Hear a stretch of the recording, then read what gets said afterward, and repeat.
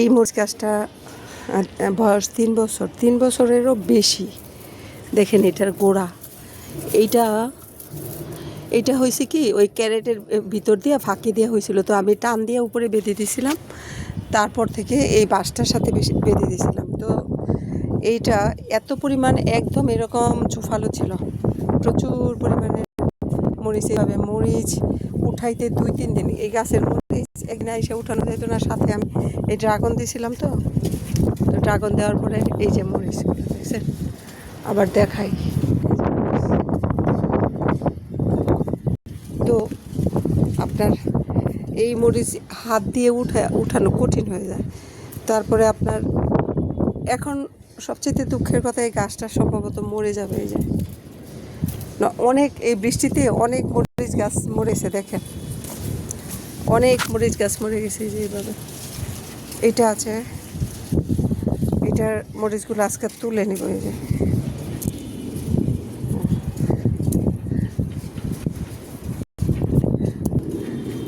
তারপরে এই যে মরিচ গাছ দেখেন নেতিয়ে গেছে, মাটি একদম ফাটা। আজকে পানি দিব। এই যে মরিচ গাছ, এইগুলা নিচে পড়ে কি অবস্থা। এই যে মরিচ, এই যে মরে গেছে। এইটা ছিল, এটাও মরে গেছে। এখানে ছিল, এখানেও মরে গেছে। মানে মরিচ গাছ একদম বেহাল অবস্থা হয়েছে। এগুলো হলো ওই যে কারেন্ট মরিচ বলে, ঝাল। তো আসলে আমি, আমার ফেভারিট মরিচ গাছ, বিভিন্ন প্রজাতির মরিচ, বিভিন্ন রকম মরিচ ছিল। এই মরিচগুলো পেকে গেছে, ঠিক আছে, এইগুলো আজকে নিয়ে যাইতে হবে। এইটাও মরে যাবে, এটা আর বেশি দিন থাকবে না, তো রেখে আর লাভ নেই। আকাশে প্রচুর রোদ আজকে একদম। তো ভাবলাম নাস্তা টাস্তা খাওয়ার পরে যে গাছের অবস্থা দেখে আসি। এখন আমরা খেয়েছি, গাছকেও তো আসলে এই মরিচগুলা আমি এইটার জাত হিসাবে, বীজ হিসাবে রাখবো। এখন এটাও বীজ হিসাবে রাখবো। আসলে আপনারা কষ্ট করে আমার ভিডিও দেখতে হবে, কারণ আমি কোনো ক্যামেরাম্যান রাখি নাই, আমার কোনো কিছুই নাই, জাস্ট আমার কাজের জিনিসগুলো আপনাদের সাথে শেয়ার করি। আমার এটা একটা রিক্রিয়েশনের পার্ট, সময় কাটায়, অবসর সময়।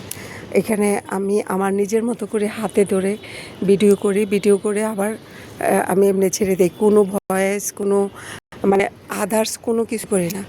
এখন আমার কথা হলো কি, যে আমি যে জিনিসগুলো ছাদ বাগানে, দেখেন আমরা অনেকেই গৃহকর্মী যারা আছি, তারা কাজ করার পরে অনেক সময় থাকে। তো সেই সময়টা যদি সেই সমস্যাটা যদি আমরা এইভাবে কাজে লাগে। আর সবচেয়ে বেশি কথা হলো, আমি এই গাছপালা লাগাইতে বেশি পছন্দ করি, এটা আমার সাথে যায়। আর আমি হার্বাল ফুড অ্যান্ড নিউট্রিশন, হার্বালে 4 বছর পড়ছি, বাংলা সাহিত্যে বাংলা অনার্স মাস্টার্স করার পরে আমি আবার বাংলা হার্বালে 4 বছর পড়াশোনা, হার্বাল মেডিসিন, তারপরে ফুড অ্যান্ড নিউট্রিশনে মাস্টার্স করছি। তো আমার যে মানুষকে কিছু বলার আছে, তো সেই জিনিসগুলা শেয়ার করি আর কি এই অবসর সময়। তো দেখেন আমি যেই কাজগুলো করব সেগুলো শেয়ার করব। তো আমি আমার এই যে গোড়ার মধ্যেও আছে, আর এইগুলো রেখে লাভ নাই, মরে যায়। দেখেন কত মরিচ সহ মরে গেছে, দেখেন এই যে এতগুলা পাইছি, যার সময় নিয়ে যাবো, দেখি আছে নাকি।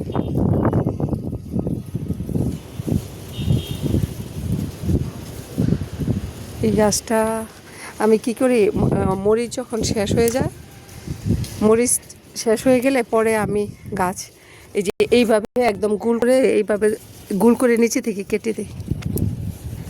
কেটে দিলে আবার শাক জ্বালায় পরে আবার হয়। এখন এটার গোড়াটা মরে গেছে নাকি জানি না। তো এই গাছটার মধ্যে দেওয়া উচিত ছিল আপনার। তো এই বড়ই গাছটা অনেক উঁচু ছিল, সেই বড়ই গাছটা আমি একদম এরকম এরকম কেটে এই যে এরকম কেটে এটা ঝোপালো, মানে ছোটো করে রেখেছি, কারণ প্রচুর বড় হয়ে যায়। তো এই মরিচগুলোও রেখে লাভ নাই, উঠাই নিয়ে যায়। আর আরেকটা কথা হলো, এখন বাজারেও মরিচের দাম অনেক বেশি। তো এখানে রাখলে তো আর থাকে না, তো বাসা নিয়ে যাই। আসলে হঠাৎ বৃষ্টি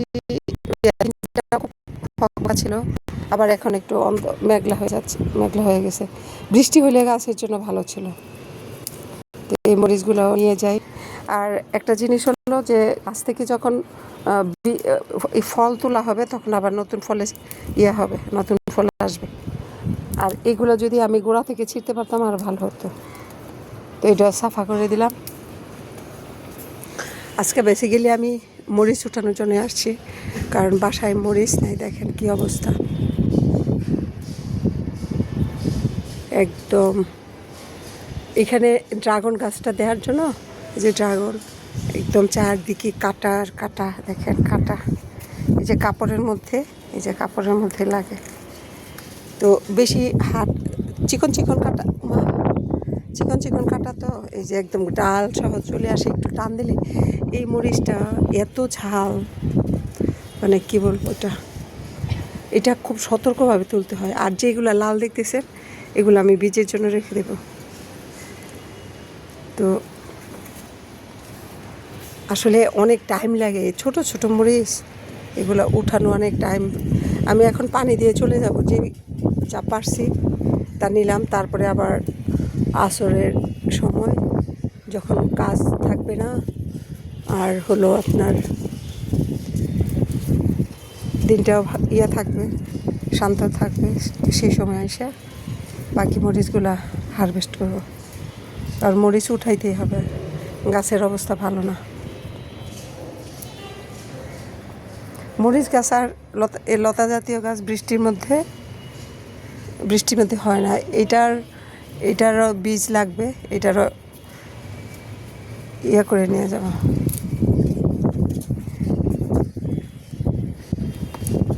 এই প্রচুর মরিচ, এগুলো উঠাইতে একটু টাইম লাগবে, পাকুক আগে। আপনারা স্বল্প পরিসরে এইভাবে ছাদ বাগানে আপনারা গাছ লাগাতে পারেন, শাক সবজি। ফুল তো পছন্দ করেন অনেকে, ফুলের ব্যাপারটা আলাদা। আমি ফুল গাছ লাগাই না। আমি ফুল গাছ লাগাই না এই কারণে যে ফুল গাছের যত্ন বুঝি না, এগুলা বুঝি। তো ফুল গাছ তো আলাদা, এটা সৌন্দর্যের প্রতীক। আর এগুলো হলো কি, আপনার চাহিদা, খাদ্যের চাহিদা মেটাবে, ফিডব্যাক দিবে।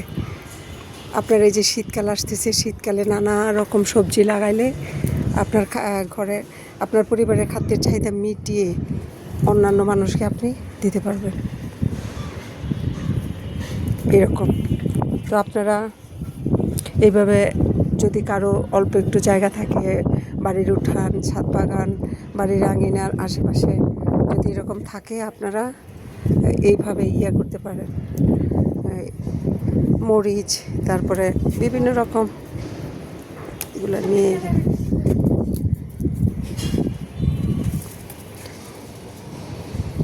এগুলো দেশি মরিচ, একদম দেশি মরিচ, ঠিক আছে।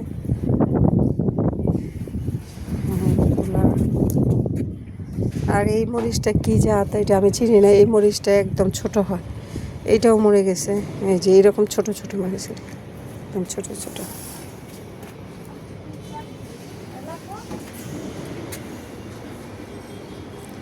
তো আজকে এই পর্যন্ত।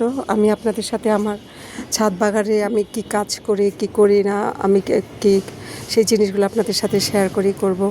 তো আমার ভিডিও যদি আপনাদের কাছে ভালো লাগে বা শেখার কিছু থাকে, তাহলে আপনারা সাবস্ক্রাইব করবেন, পাশে থাকবেন, সাপোর্ট করবেন। সবাই ভালো থাকবেন।